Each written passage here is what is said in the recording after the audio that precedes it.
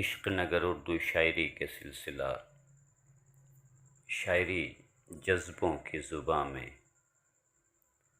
इश्क नगर के बड़े ही प्यारे रुकन इकरामुल हक साहब की एक नज़्म आप अहबाब के समातों की नज़र। आप कहते हैं कि आस का पंछी पर फैलाए, बहता दरिया शोर मचाए। आस का पंछी पर फैलाए, बहता दरिया शोर मचाए।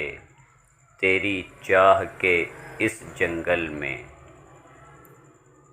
तेरी चाह के इस जंगल में क्या कियो।